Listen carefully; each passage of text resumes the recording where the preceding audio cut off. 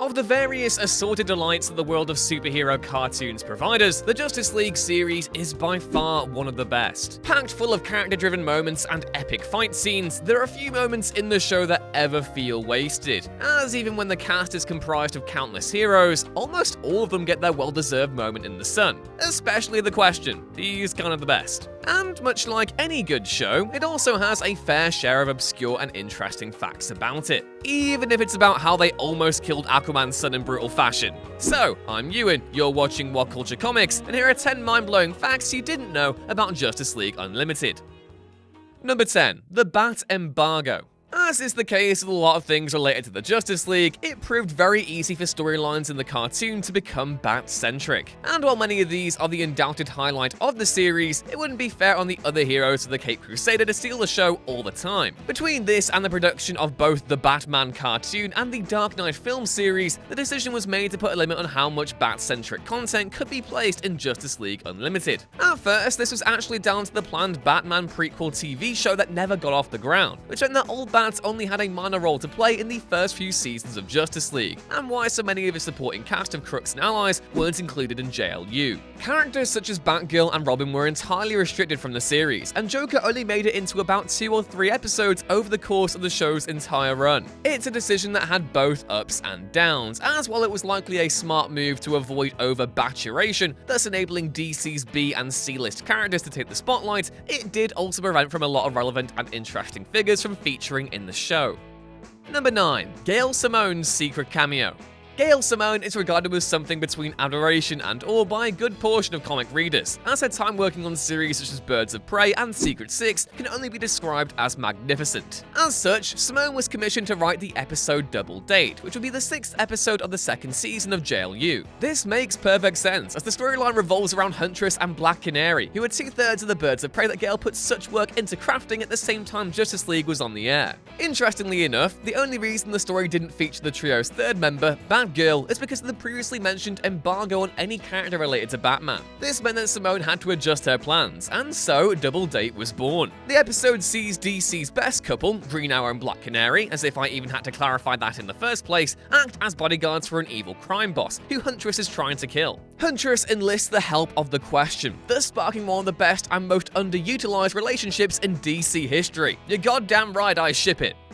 Number 8. The DCAU was supposed to end twice before it eventually did.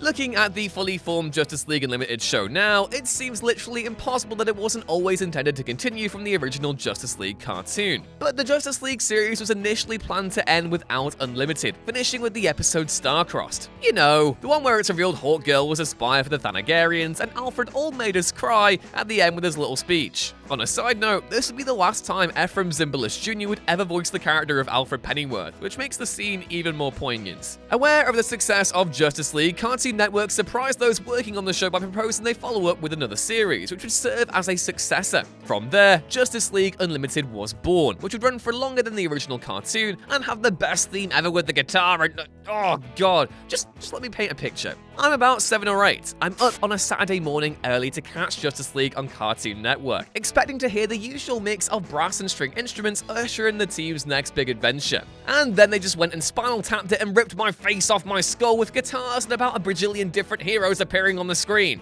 Come to think of it, I may have been having a seizure, but the point still stands. That theme, the best.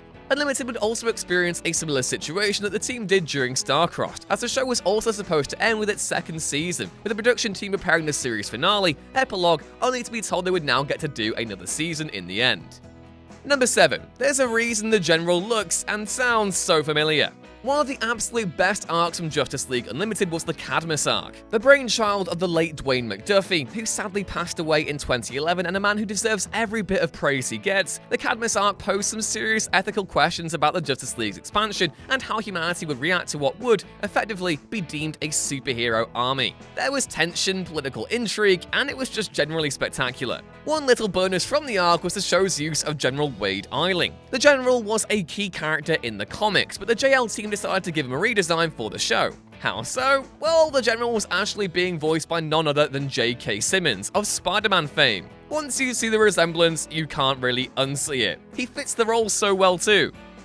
Number 6. Nightwing makes a sneaky appearance. You could easily watch the entirety of Justice League Unlimited back-to-back every single day and still miss Nightwing's cameo in the series. Due to the aforementioned ban on featuring many back characters, Dick Grayson's cameo naturally had to be made incredibly short. However, said cameo is so short that it's literally only 8 seconds long, in a total blink and you'll miss it moment. In the episode Grudge Match, which is the 9th episode of the 3rd series, our heroes visit Bloodhaven, a city that Nightwing polices. In a panorama that shows the area, we are shown a row of gargoyles, only for one of said gargoyles to then move, making you realize it is instead the crouching figure of Batman's former sidekick. Hilariously, we aren't even shown Nightwing in color, but rather his blacked-out mullet-adorned silhouette, meaning the only clear sign it's him is his signature hairstyle. Business at the front, party at the back. Number 5. There was a cancelled film.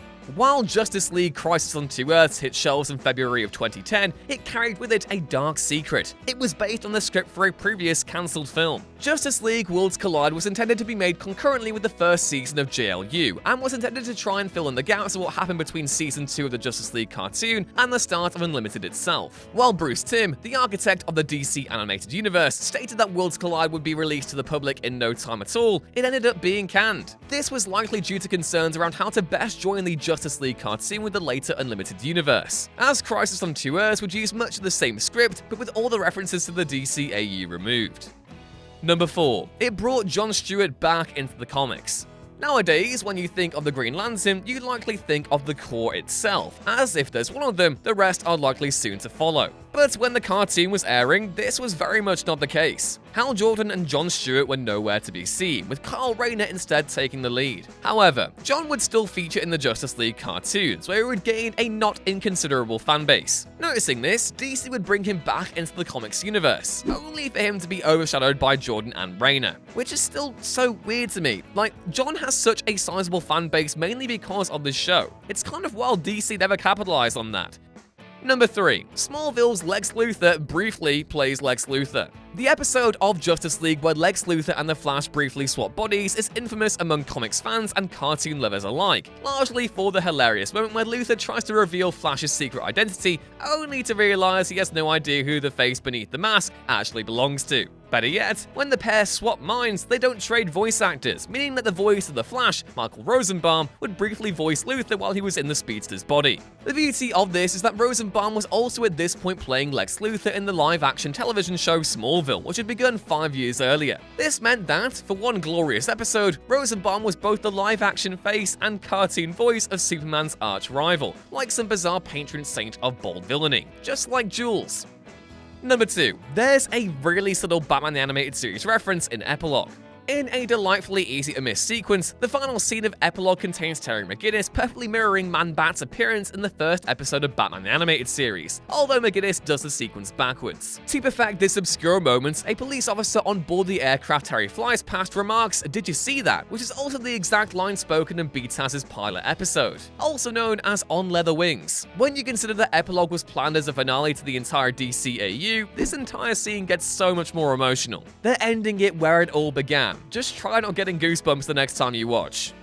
And number 1. It references one of DC's darkest ever comics. The Enemy Below is arguably one of the best storylines in the Justice League cartoon, showcasing the otherwise dorky-seeming Aquaman as an undeniable badass, with the hook hand, which I still maintain DC are daft for getting rid of. This story originates from a much darker place than merely wanting to make the Lord of Atlantis finally seem kind of cool. Comics fans likely spent the entirety of the story's 2 episodes sweating nervously, as Aquaman being in danger with the sun bears a remarkable resemblance to the infamous Death of a Prince storyline, where the innocent Aquababy is straight up murdered. Mercifully, while the Justice League, and especially Justice League Unlimited, did have dark moments, they thankfully veered away from including child death. This said, if you ever have an Aquaman fan you want to freak out, play the episode and ask them what they think is going to happen, and watch them gently panic for a solid hour. And that, my equally nostalgic friends, was our list. Please let me know of any other cool Justice League facts down in the comments below, and please be sure to go check out our other animated content on the channel when you can. I've done editorials on Mask of the Phantasm, Batman Beyond Return of the Joker, and Justice League Gods and Monsters, and there are other lists there and more to come. As always, please remember you can find more articles like this at whatculture.com/comics, more of me reminiscing about my favorite cartoon themes on Twitter at YouRunesThings, and more of these characters within the walls of your local comic book store. That's all for now though, have a great day, and I'll see you next time. Bye!